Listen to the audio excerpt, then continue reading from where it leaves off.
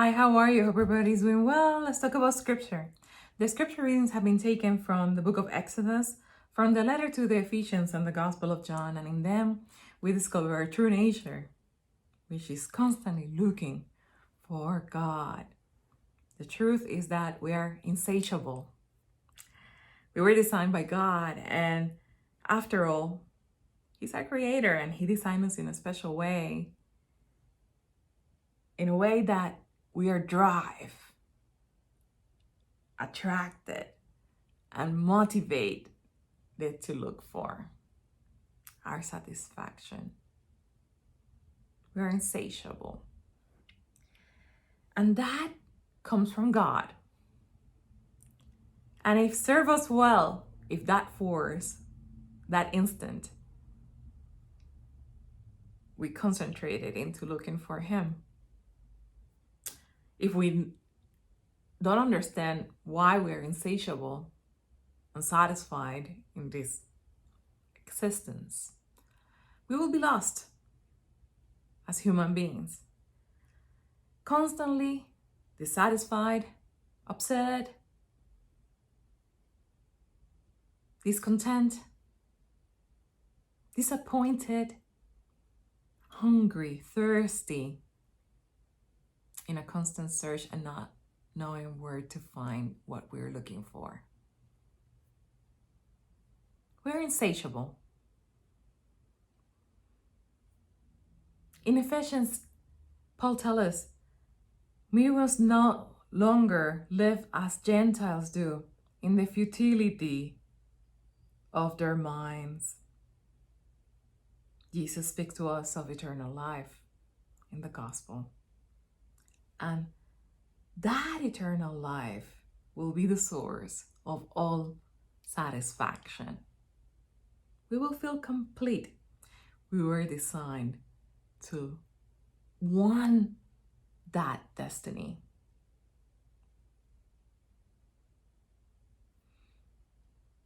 That thirst, that hunger, that search is an indication that we need God.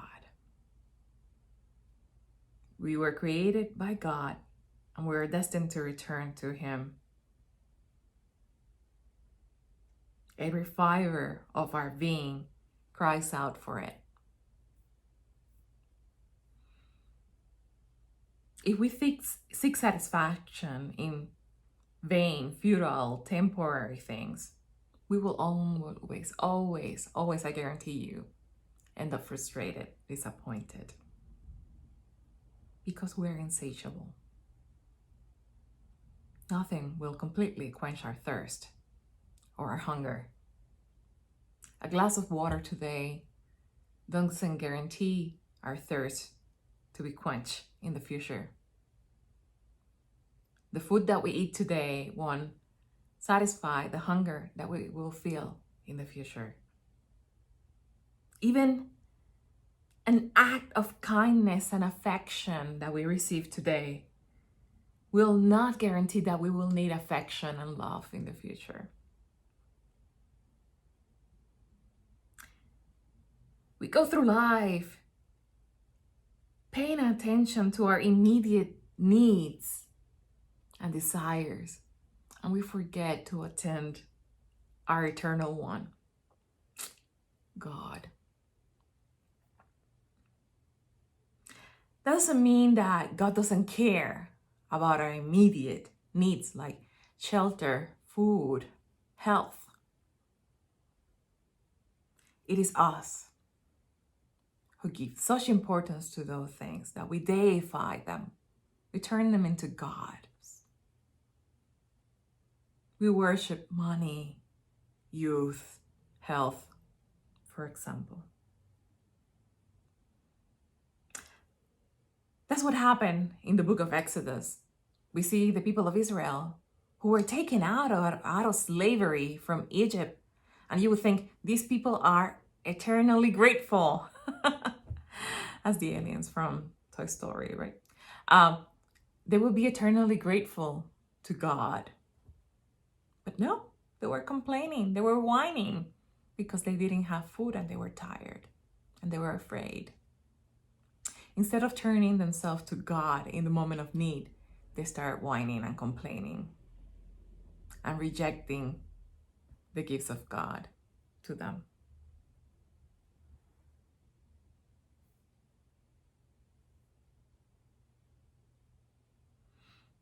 And they even say that they would have preferred to die in Egypt, because in Egypt they had food and they were comfortable a certain way, according to their mind. That's what Ephesians say about the futility of the mind.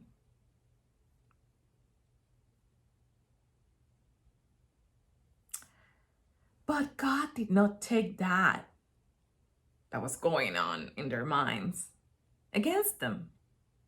Instead, he feeds them. He gives them quail, manna.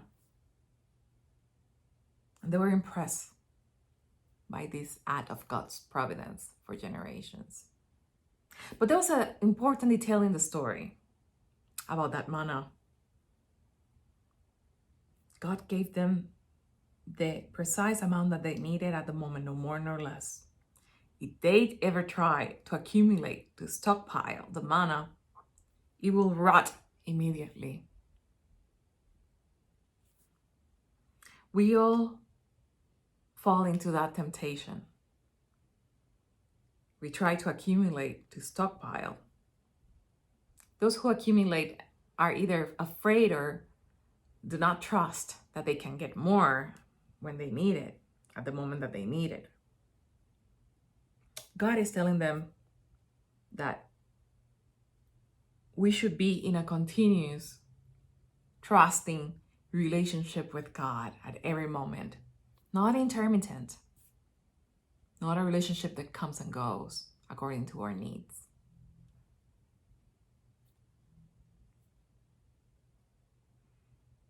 Nothing in this world can cure our insatisfaction,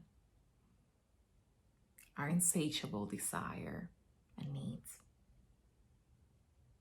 We recognize this the same way that St. Augustine recognized it with these beautiful words when he said, "You made us, Lord, for yourself, and our hearts are restless until they rest in you." He's expressing that same insatisfaction, insatiable nature of our needs and desires as human beings. Jesus experienced this and acknowledged this. After the sermon, the crowd was following him, and they were there interested in their next meal. They were fed bread and fish. They were satisfied, but they were feeling hunger again. And that's why Jesus tells them, "Amen, amen, I say to you, you're looking for me not because you saw signs, but because you ate the loaves and were filled. Do not work for the food that perishes, but for the food that endures for eternal life." He's saying to us, what is really going to satisfy us, truly fill us, truly make us feel complete, is none of this but eternal life. That's what we should be working for.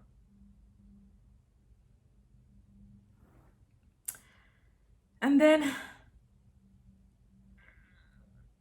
he asked them to trust him. They were still insisting in that next meal. I suspect that somebody was really hungry and was really hoping for that bread and fish again. But Jesus tells them, "Amen, amen, I say to you, it was not Moses who gave the bread from heaven. My Father gave you the true bread from heaven. For the bread of God is what which comes down from heaven and give life to the world."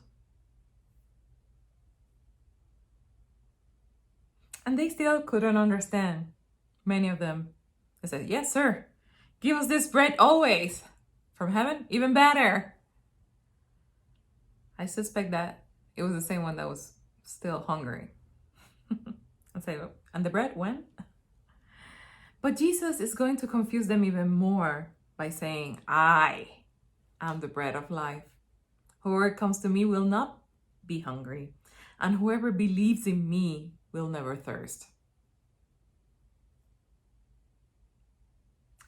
And with this, Jesus touched the core of every human being, telling us, I know what you feel. I know what you're looking for. Yes, you could be satisfied forever, satiated. That is something that we all have in common and could recognize. Our commonality as human beings, our desire to be satisfied, and our hunger. To the disappointment of many who were listening to Jesus in the crowd, and to the disappointment still today of many who want to believe in Jesus. Jesus did not come to give us our everyday meal.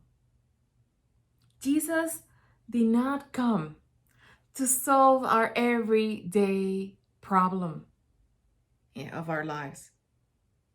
Jesus came to talk to us about eternal life, to the point where we will be completely satisfied. And for these, Jesus draws us in the map of life a big red arrow that directs us to the source of all satisfaction. And in big letters it says, Jesus. May God bless you all, and let us be holy. Let us be saints.